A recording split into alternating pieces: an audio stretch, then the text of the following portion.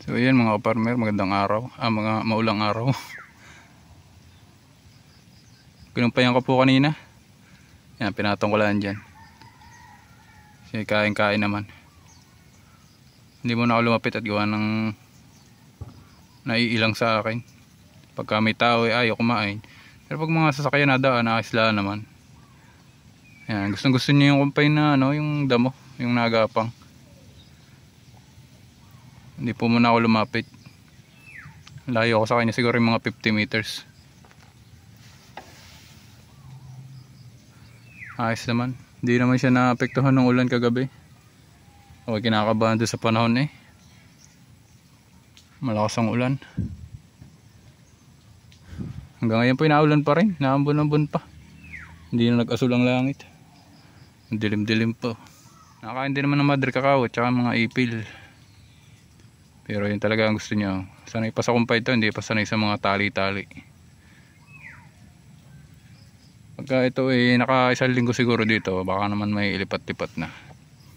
Pero importante yan, ang ganyan nakain. Malaking bagay yan. Gawa ng pagtulala ang baka, hirap. Hindi masabi kung masigurado kung makakasurvive sa ganitong panahon. Wala po yan silungan nandiyan lamang sa may sa may puno ng ilalim ng mangga. Kaya ako'y kinakabahan pagka ganyan ng panahon. Sa baka ay okay lamang ang mainit na mainit, wag lamang yung ganyang maulan na maulan. Tapos ganito pang dito, sanaw.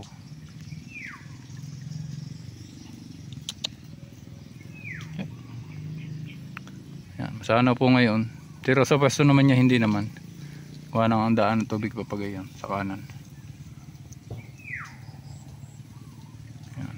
Wala naman pakialam yung bakang ito pagka may nadaan na sasakyan. Pag tao laang at lalo at papalapit sa kanya yun, doon siya humihinto ng pagkain. Matakaw naman po. Basta kayo bibili ka farmer ng bagong yung mga aalagain agad tong edad, inyong babantayan. Gawa ng medyo maselan pa yan sa panahon.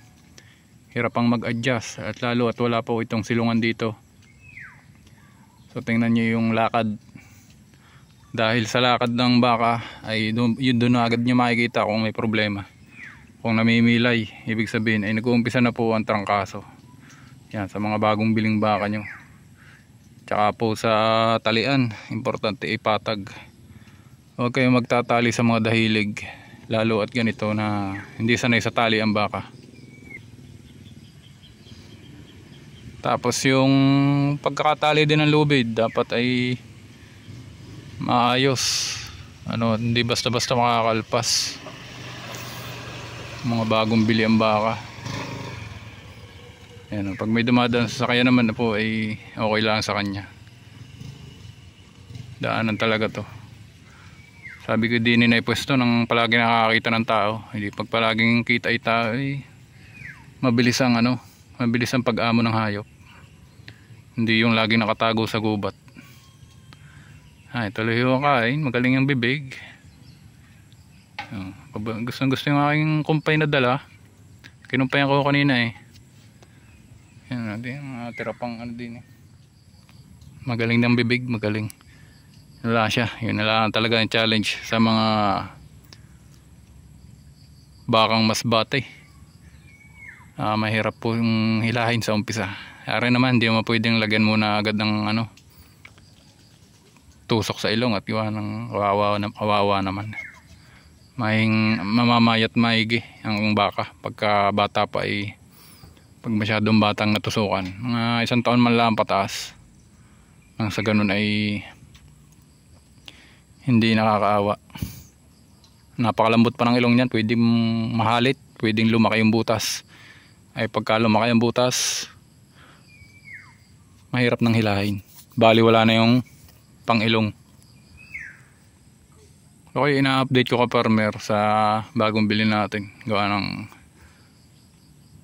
masama po talaga ang panahon. Baka mga hanggang bukas pa yan hanggang sa makalawang gayan. Yan palatandaan na masama ang panahon. May sanaw na naman. Nanggagaling yan sa ilayanan. Pag tag-ulan, walang problema ang pananim dito. pagka tag-araw lang na para may irrigation. Akala may irrigation din sa amin. Ang pwesto naman ng bakang ari hindi naman humasana wala ang tubig lagi sa papagarni pakanan. So maya maya pakita ko sa inyo yung nasa bahay na okay na rin ang katawan. Ito yung 2 months na nung September nabili. Alaga ng 2 buwan. Kasabay nung nanakay ko yung Arnel na 2. Ang farmer ayos din, masipag ang bibig magaling ang bunganga, magaling mangain. Baga inangala ang problema pagpapaa mo. Yung pagpapatakaw madali naman yun sa baka. Vitamins lang ang katapat niyan, tsaka pamorga. Mahirap pagpapaa mo. Kailangan mabuti ng mga 1 linggo o 2 linggo. Importante mahila lang, hindi na kailangan ng nahihimas Ang mahalaga naiilipat lang. Tsaka masanay sa tali. Mabigti, mabalian, mahirap. Meanwhile, yan po yung kakulay noon nung binili ko kahapon. Ari rin mo yung galing sa kumpare ng aking tatay. Yan na po ang katawan. Mataba na. Yan po. Wala na siyang nakalitaw na buto. Kukunti na lang pala. Hindi na sa may Yan Yan. Patag ng kanyang katawan. Hindi na gaya ng dumating. Yan po yung isa. Nakatingin din po yung isa. Yan, busog din yan. Parang meron dyan. Basta bakay na turukan malaking bagay, matakaw.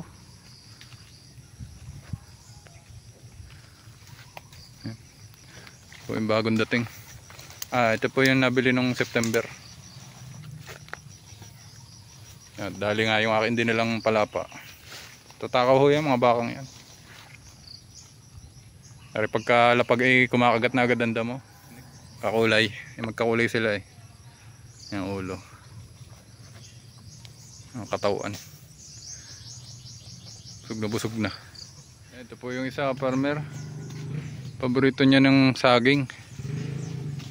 Pinakakain ko na kahit pangit naman na saging kaya hinahayaan ko na. Yan pinakakain ko na po. Nauna lang po ito ng ilang araw. Yung August ata ito na nabili bago magkatapusan. Ito po sana yung magandang tanong ng napier gawa ng halos wala na rin naman. Halos hindi na rin gumaganda ang saging dito gawa ng nakakalong na ng nyug. Nilipis na ng saging. Kung hindi pa itanim ng bago, hindi nagaganda. Arain ay pagpaalam ko na sa akin tatay. Sabi ko para kami makapag-alaga ng mas maraming baka. Kaya kung ipaararo ko na lang. Tapos tama na ng maraming napier. So ang problema ko na lang budget. Gawa ng, siyempre pag bumili ako ng, pagka nagpatanim ako ng pagkain, bibili ako ng makina na panggiling. May gilingan naman ako doon kasi 1.5 horsepower lang yun. Ang napier ay medyo matigas ang katawan. Kaya medyo delikado. Ayan po ang napier ko. May mga naitanim na rin ako noon na iba ng kandamatay na. Nandun yung iba. Ayan. Mga native ata tong iba. Pero mataas din Ayan, padami na ng padami yan. Gagapang na ng gagapang yan. So hanggang doon po sana sa may kabila doon. Sa may dulo. Siguro yung masasakop ng kung sakali mang magkaka-budget at mapapatanan to. Siguro po ay mga 7,000 square meters din. Mga gayon. Mga gayon nga farmer, mga 6,000. 6,000 square meters din na napier. So kung ako ay magpapatanim ng napier, di bibili ako ng makina, bibili ako ng drum, pang silage. Tsaka gagastos din sa labor. Hindi ko naman kaya mag-isa Papararo syempre, babayad sa traktura. Yan, rin mga saging na rin, sagasa na yan. Wala na yan. So nasabi ko na sa tatay ko, okay naman sa kanya. Di ang problema ko na lang pera. Wala pang budget. Bibili muna ako ng ano, ganang unahin ko muna yung nagsasabing mag-aalaga ng baka. Hindi naman nakaplano ko lang ka-farmer. Di pagka natuloy, maganda. Mahalaga yung nakapagplano. Tsaka nakakapag-alaga pa rin ng baka kahit ganito. Yan, marami kasi dito ang damo na hindi naman talaga nakakain ng baka. Tinitikman-tikman lang gaya nitong payang-payang na to. Tinitikman lang naman ng baka yan, tsaka ng kambing. Kaya maganda tamna na lang ng napier para marami yung lupa ay namamaximize yung pakinabang. Sana po magtuloy na yung init na yan. Gawa ng sobra naman yung ulan eh. Ayaw pang ibuhos lahat. Ang gusto eh tik-tik. Ulang mayaman. Ngayon po farmer. Yung aking hilahilang palapa kanina eh inuutay na. Mas matakaw po ito kaysa dun sa isa. Matakaw yun. Yung isa matakaw ng saging. Gusto lagi saging. Ari naman lahat. Ayan, mga panot ng saging dito. Basta nagip nitong isang to.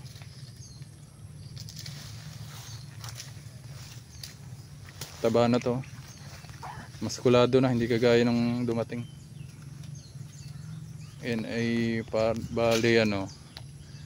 2 beses naturukan ng vitamins. Tsaka pamorga.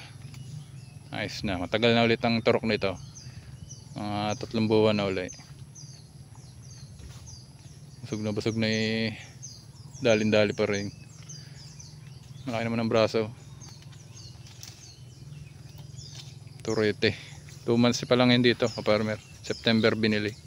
Yung isa po ay ganun din. August naman ito binili. August 30. Halos panabay lang. Kung kayo nakasubaybay, di baka alala nyo itong bakang ito.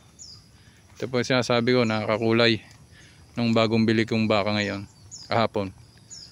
Ayan, kakulay yung ulo. Pero sa tao mas maano rin. Tsaka ito ay nga, hindi na masyadong abiyado. Gawa ng mailap pero madaling hilahin. Gawa ng ari ay hindi naman ari bakang masbate. Ari galing sa kumpare ng tatay ko. Mataas-taas nga lang halaga na rin.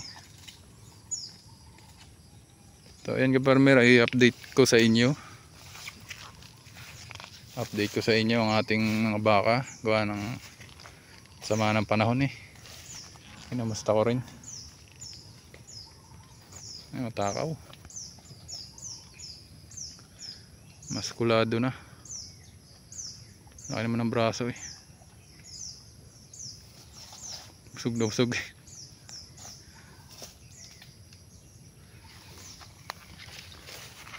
So hanggang dito na lang muna ka-farmer. God bless po sa atin. So bago nga pala matapos ang ating video ka-farmer, shoutout ko lang muna si Sir. Shoutout ko lang muna si Sir Neil Panilino.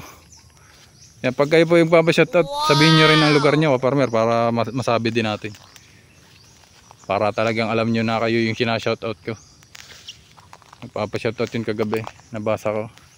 Maraming salamat po sa inyong oras at happy farming. God bless po sa ating lahat. Mag-iingat po kayo at maulan. Baka po bahay ng inyong lugar. Ayan, salamat po.